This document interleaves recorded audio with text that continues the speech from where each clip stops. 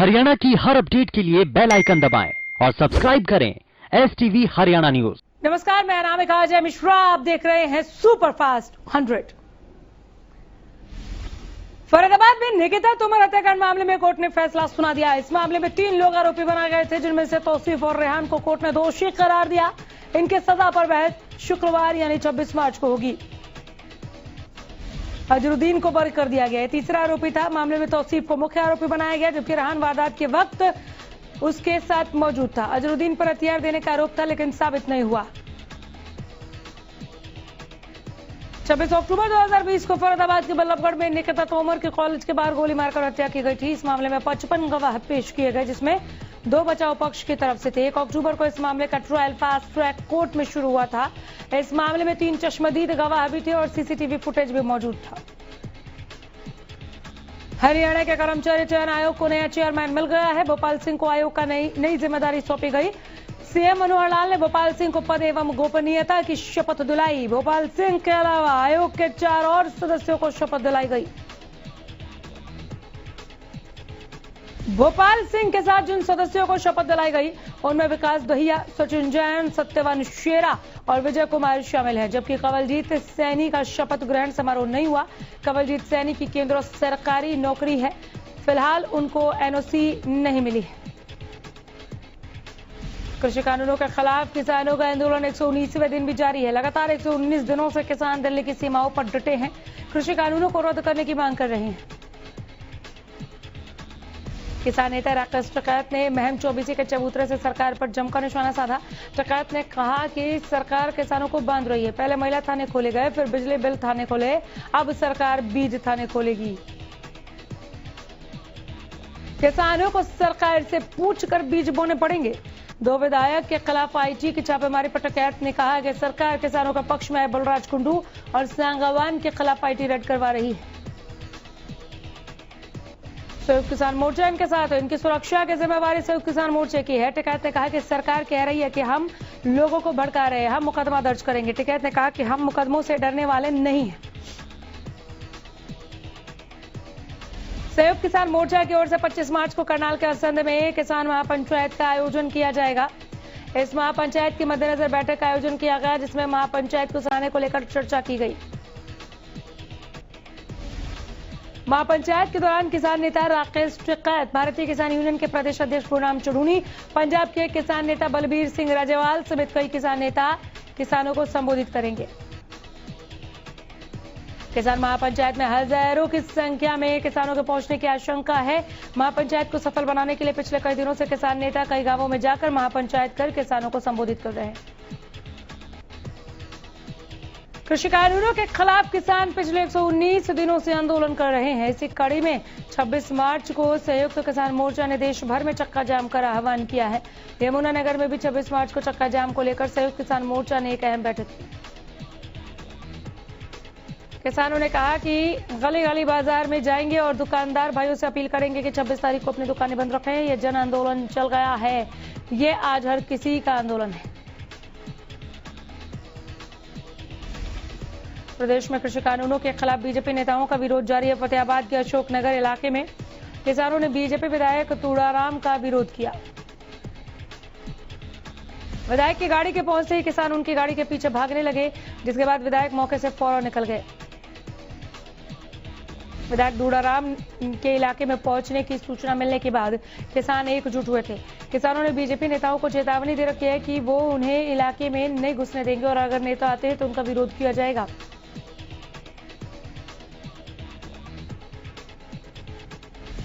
तेज हवाओं के साथ हुई बारिश और ओलावृष्टि ने महेंद्रगढ़ के कई गांवों में भारी नुकसान पहुंचाया। इन गांवों में सरसों, गेहूं और सब्जी की फसल पूरी तरह से नष्ट हो गई है, जिसके बाद किसानों के सामने रोजी रोटी का संकट पैदा हो गया है। बारिश के कारण सरसों की फसल में काफी नुकसान हुआ। किसानों का कहना है कि कटाई का समय चल रहा था और करीब 6 जिलों में 80% से ज्यादा सरसों की कटाई के बाद खेतों में लगी हुई थी और बारिश के बाद पकी हुई फसल को पूरी तरह से खराब होते देखा उन्होंने, जिसके बाद महेंद्रगढ़ जिले के किसानों ने मुआवजे की मांग की है। राज्यसभा सांसद दीपेंद्र हुड्डा ने किसानों को लेकर केंद्र सरकार को निशाने पर लिया। दीपेंद्र ने कहा कि किसान पिछले करीब 4 महीने से सड़क पर बैठे हैं। बीजेपी सरकार किसानों को कभी आतंकवादी कह देती है, कभी नशेड़ी बता रही है। उन्होंने कहा कि किसानों के प्रति सरकार का अड़ियल रवैया जारी है और वो किसानों को इंसान तक नहीं समझ रही। दीपेंद्र हुड्डा ने कहा कि सरकार को आंदोलन में शहादत देने वाले किसानों के परिजनों के प्रति सरकार को संवेदना प्रकट करनी चाहिए, जबकि सरकार बातचीत करने को भी तैयार नहीं है। आपको बता दें कि दीपेंद्र हुड्डा ने लुकसर गांव पहुंचकर शहीद की प्रतिमा का अनावरण किया, जहां पर यह बात रखी।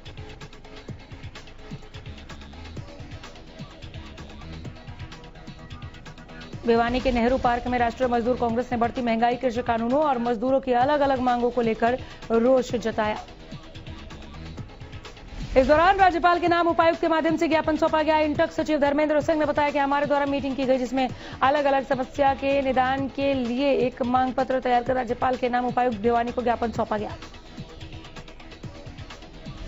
उन्होंने कहा कि असंगठित मजदूरों का कोई पंजीकरण नहीं हो रहा है। साथ ही उन्होंने आरोप लगाते हुए कहा कि मजदूर अपने किसी भी पंजीकरण के लिए सेक्रेटरी जेई के पास जाते हैं तो उनकी समस्या को नकार दिया जाता है। वो बोले कि आज युवा बेरोजगार हो रहा है, पब्लिक सेक्टर बेचा जा रहा है।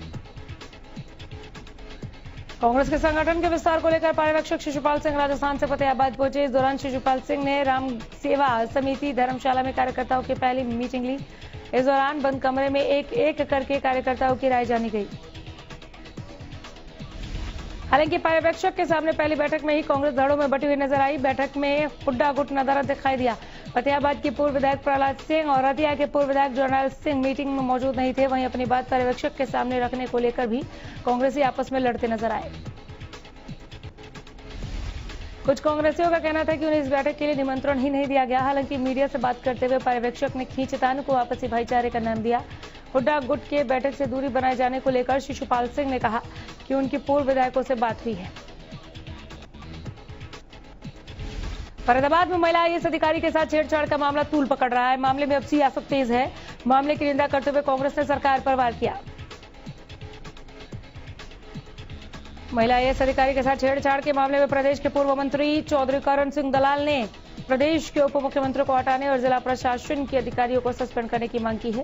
करण दलाल ने कहा कि ये एक महिला आईएएस अधिकारी का अपमान नहीं, बल्कि पूरे प्रदेश की महिलाओं का अपमान है। उन्होंने कहा कि ये सरकार की बेटी बचाओ बेटी पढ़ाओ अभियान पर करारा तमाचा है। दलाल ने आरोप लगाया कि प्रशासन अपनी ड्यूटी छोड़ मात्र किसानों की जानकारी इकट्ठा करने में जुट गया है। कोरोना वायरस के बढ़ते मामलों का असर अब उत्तराखंड में हो रहे कुंभ पर भी दिख रहा है। उत्तराखंड के हाईकोर्ट ने निर्देश दिया है कि कुंभ में आने वाले सभी लोगों को आरटी-पीसीआर टेस्ट की नेगेटिव रिपोर्ट दिखाना अनिवार्य होगा। हाईकोर्ट ने मुख्यमंत्री तीरथ सिंह रावत के उस फैसले की निंदा की है, जिसमें उन्होंने बिना टेस्ट के ही कुंभ में आने की इजाजत दे दी थी। कुंभ मेले को लेकर एक जनहित याचिका की सुनवाई करते हुए हाईकोर्ट ने निर्देश दिया कि केंद्र और राज्य सरकार द्वारा जारी गाइडलाइंस को सख्ती से पूरा किया जाए। हाईकोर्ट ने कहा कि जिन लोगों को वैक्सीन लग चुकी है, अगर वो अपना सर्टिफिकेट दिखाते हैं तो उन्हें कुछ छूट मिल सकती है, लेकिन बाकी सभी लोगों को कोरोना टेस्ट कराना होगा और रिपोर्ट नेगेटिव होना जरूरी है। देश के कई शहरों में कोरोना वायरस का संक्रमण तेजी से फैल रहा है। इस कड़ी में महाराष्ट्र के नांदेड़ में कल यानी 25 मार्च से 4 अप्रैल तक सख्त लॉकडाउन का ऐलान किया गया। कोरोना से सबसे ज्यादा प्रभावित राज्य महाराष्ट्र है। महाराष्ट्र के कई शहरों में कोरोना को लेकर फिर से पाबंदी लगाई जा रही है। नांदेड़ के district collector doctor Vipin Itankar ने बुधवार को आदेश जारी करते हुए जिले में 11 दिनों के लॉकडाउन का ऐलान किया। प्रदेश में एक बार फिर कोरोना बेकाबू हो रहा है। बीते 24 घंटे में 895 नए मरीजों की पुष्टि की गई। वहीं गुरुग्राम में 188, करनाल में 139 नए केस सामने आए। इसी के साथ अंबाला में 118 नए मामले सामने आए हैं। यमुनानगर में 88 नए केस सामने आए। कोरोना के पंचकुला में 89 नए केस सामने आए। कुरुक्षेत्र में 78 नए मामले सामने आए हैं। प्रदेश में अब तक 3104 मरीजों की मौत हो चुकी है। इसी के साथ हरियाणा में कुल 2,81,588 केस सामने आए हैं। हरियाणा में कोरोना की रफ्तार फिर से बढ़ गई है। नए मामलों के साथ मौतों की संख्या में भी लगातार बढ़ोतरी हो रही है, जिसे देखते हुए बुधवार को हरियाणा सरकार ने बड़ा फैसला लिया। हरियाणा सरकार ने कोरोना के मद्देनजर होली का त्यौहार सार्वजनिक तौर पर मनाने का रोक लगा दी है। इसकी जानकारी गृह मंत्री अनिल विज ने ट्वीट कर दी।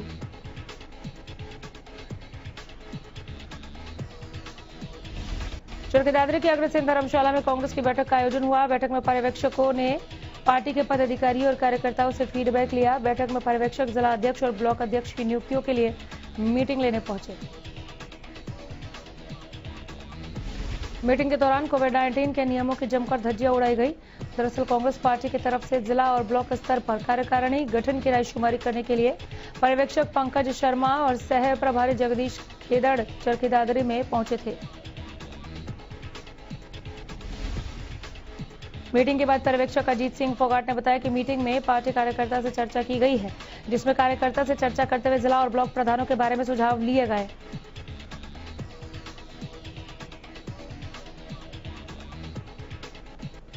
होली के मौके पर भी कोरोना का खतरा बरकरार है। ऐसे में दुकानदार बेहद परेशान हैं। दुकानदार कह रहे हैं कि कोरोना के चलते मरीजों की संख्या में इजाफा हो रहा है, ग्राहकों की संख्या घट रही है, इसलिए कारोबार पर असर पड़ रहा है।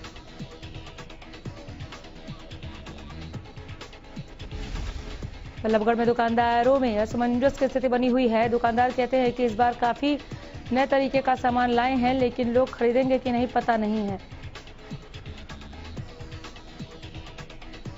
होली के त्योहार को देखते हुए बाजार से रौनक गायब है। बाजारों में कोरोना का असर साफ दिख रहा है। कैथल के बाजारों में होली का सामान ज्यादा देखने को नहीं मिल रहा। दुकानदारों का कहना है कि लोग कोरोना की गाइडलाइंस का पालन कर रहे हैं, इसलिए बाजारों में होली का सामान ज्यादा बिकने की उम्मीद नहीं है।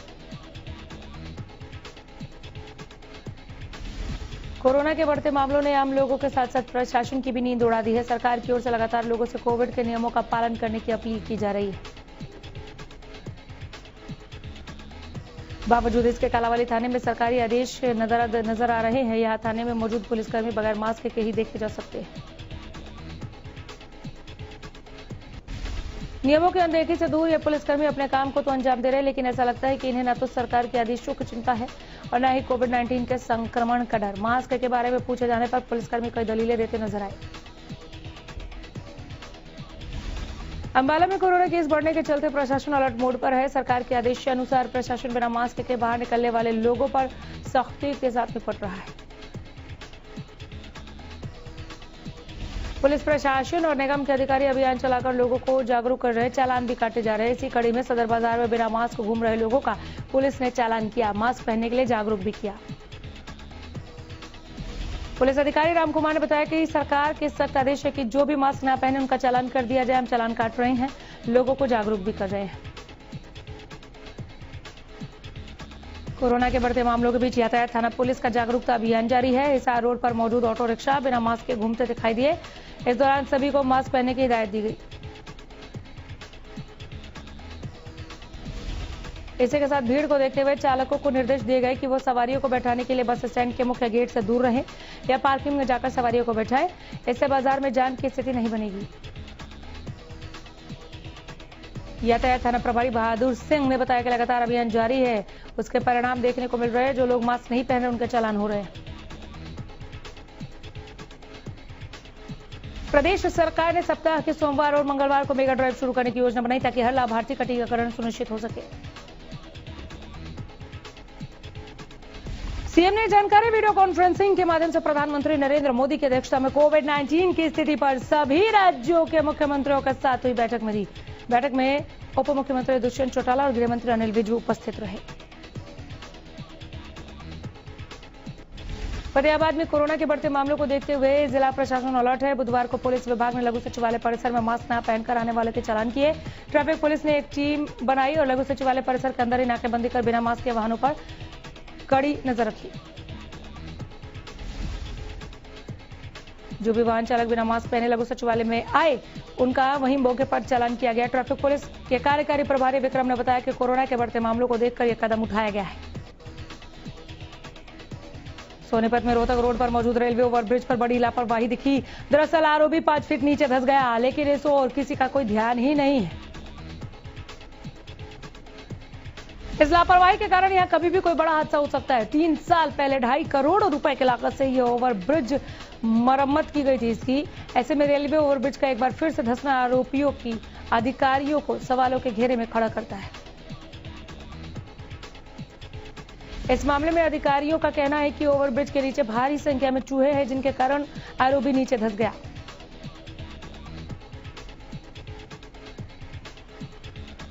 सिरसा में बिजली उपभोक्ताओं के साथ लाखों रुपए की साइबर ठगी होने का मामला सामने आया। दरअसल दिल्ली के एक व्यक्ति का बैंक अकाउंट हैक कर उसे फ्रॉड किया गया था, जिसकी शिकायत 19 नवंबर 2020 को मिलने के बाद दिल्ली पुलिस ने 23 नवंबर 2020 को मामला दर्ज किया। जांच के लिए दिल्ली पुलिस सिरसा के शहर पुलिस थानों में पहुंची और इस मामले से जुड़े जिन लोगों के बिजली बिल हैक हुए, अकाउंट से बिल भरे गए थे, उन लोगों से पूछताछ की गई।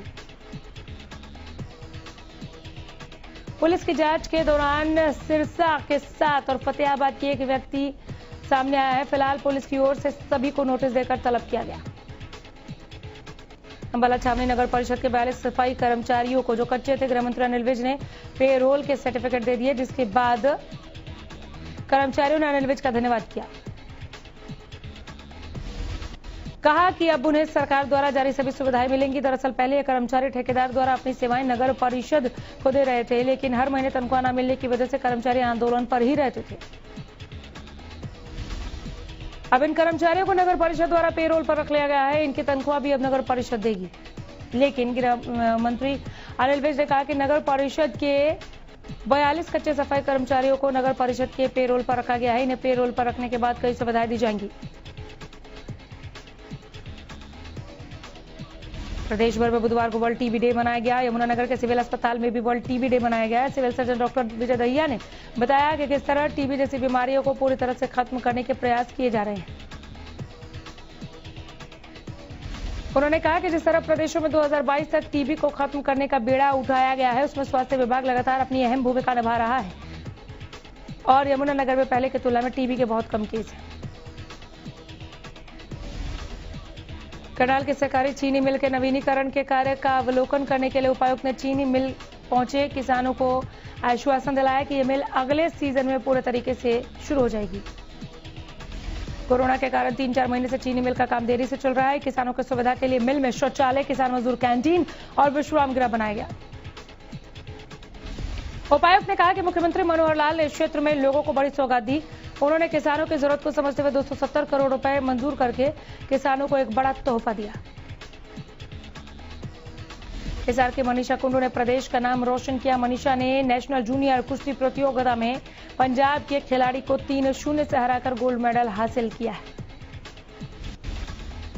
मनीषा कुंडू जीत हासिल कर अपने गांव किनाला पहुंची। ग्रामीणों ने मनीषा का गर्मजोशी के साथ स्वागत किया। इस दौरान गांव की महिलाएं भी मनीषा का स्वागत करते नजर आईं। इस दौरान मनीषा कुंडू ने ग्रामीणों से अपील की कि पढ़ाइए लिखाइए बेटियों को, लेकिन साथ में खेल पर भी ध्यान देना चाहिए। गोहाना में ट्रैफिक पुलिस ने यातायात के नियमों की पालना न करने वाले वाहन चालकों पर शिकंजा कसना शुरू कर दिया। जहां गोहाना में एक महीने में करीबन 500 से ज्यादा दोपहिया और चार पहिया वाहन से चालान किए गए हैं। एक महीने में 500 से ज्यादा वाहनों के चालान कर करीबन 15 लाख रुपए रिकवर किए जा चुके हैं। वहीं गोहाना में इन दिनों ट्रैफिक रूल्स का पालन न करने वाले लोगों पर लगातार शिकंजा कसा जा रहा है। गोहाना में ज्यादातर चालान बिना हेलमेट, ट्रिपल सवारी और बिना नंबर प्लेट के वाहन चालकों का किया गया। काफी वाहनों को इंपाउंड किया गया। समालखा में एक सिटी थाना और ट्रैफिक थाना बनाया जाएगा। एसपी शशांक कुमार ने बुधवार को बताया कि समालखा में सिटी थाना और ट्रैफिक थाना की वजह से चिन्हित करके जल्द ही सैंक्शन के लिए सरकार के पास भेजा जाएगा। ट्रैफिक व्यवस्था चाक चौबंद हो, शहर में लोगों को जाम से ना जूझना पड़े, इसके लिए भी इंतजाम किए गए हैं। कोई भी वाहन चालक अगर गलत तरीके से वाहन खड़े करता है तो उन पर कार्रवाई होगी। एसपी शशांक ने बताया कि शहर जाम मुक्त रहे और लोग अच्छे से वाहनों का सफर कर सके, इसके लिए ये सब प्रयास है। अगर इसमें किसी ने गड़बड़ करने की कोशिश की तो उसके खिलाफ कड़ी कार्रवाई होगी। भिवानी में एक व्यक्ति के ट्रेन के नीचे आकर खुदकुशी का मामला सामने आया। बताया जा रहा है कि कलिंगा गांव निवासी 37 साल का संजय कबाड़ की फेरी लगाता था। मंगलवार को भिवानी में लोहारू फाटक के पास व्यक्ति का शव मिला। सूचना पाकर परिजन मौके पर पहुंचे और रेलवे पुलिस को सूचना दी गई। रेलवे पुलिस ने शव को कब्जे में लिया। दरअसल मृतक के चचेरे भाई ईश्वर ने रोहतक CIA 3 पर गंभीर आरोप लगाए हैं। उन्होंने कहा कि 19 मार्च को रोहतक CIA 3 पुलिस संजय को पूछताछ के लिए लेकर गई थी। जब संजय को 2 दिन के बाद छोड़ा गया तो पुलिस ने उसे बुरी तरह से पीटा हुआ था, जिसके चलते वो इलाज के दौरान अस्पताल से भाग गया और अगले दिन सुबह रेल के नीचे कटकर खुदकुशी कर ली। पानीपत के गौतम नगर में बुधवार को पंजाब पुलिस ने पानीपत पुलिस की मदद से रेड कर एक युवक को गिरफ्तार किया। पकड़े गए गुरप्रीत नाम के युवक के जर्मनी और इंग्लैंड से आतंकी पम्मा और सिंह और मुल्तानी के साथ फोन और सोशल मीडिया पर संपर्क थे। डीएसपी सतीश कुमार ने जानकारी देते हुए बताया कि पंजाब की अमृतसर पुलिस ने पानीपत के गौतम नगर से एक युवती को काबू किया। सोशल मीडिया पर युवक देशद्रोही गतिविधियों में शामिल था और सोशल मीडिया के द्वारा किसी बड़ी वारदात को अंजाम देने की फिराक में था।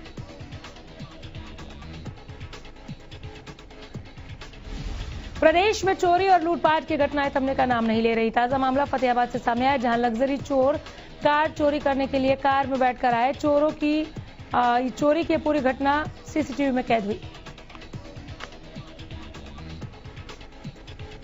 तस्वीरों में साफ देखा जा सकता है कि एक शख्स कार से उतरता है, फिर धक्का मारकर कार को चोरी कर ले जाता है। पूरी घटना फतेहाबाद के सेक्टर 3 की है। फिलहाल जांच कर रही है पुलिस ने मामला दर्ज कर लिया है।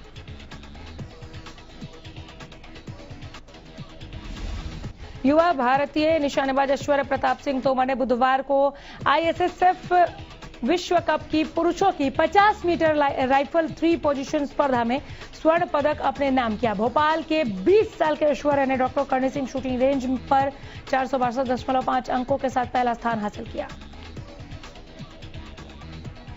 दरअसल ऐश्वर्य प्रताप सिंह हंगरी के स्टार राइफल निशानेबाज एस्तवान पैनी और डेनमार्क के स्टेफन ओल्सेन से आगे रहे। ये भारत का इस टूर्नामेंट में 8वां गोल्ड है।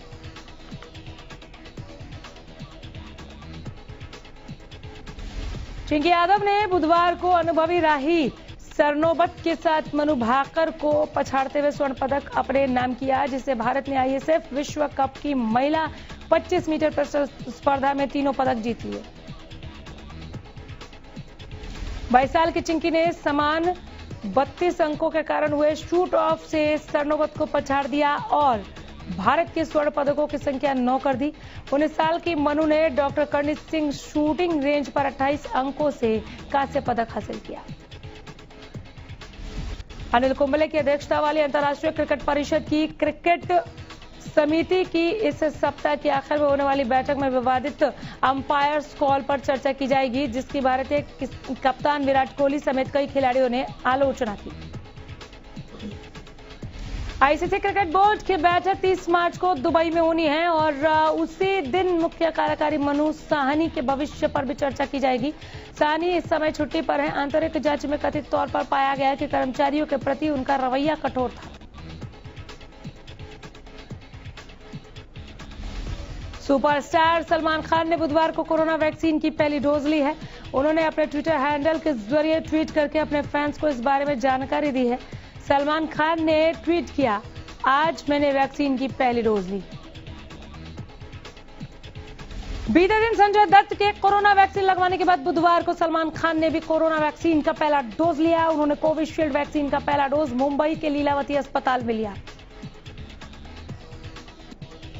अमृता राव के पति आरजे अनमोल ने अपने सोशल मीडिया हैंडल से तस्वीर साझा की है, जो तेजी से वायरल हो रही है। इस तस्वीर में अभिनेत्री अपने बेटे के साथ नजर आ रही है।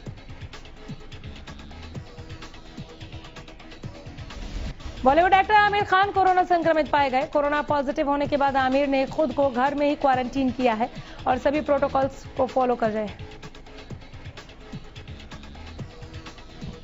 सुपर फास्ट 100 में फिलहाल यहीं रुक रहे हैं।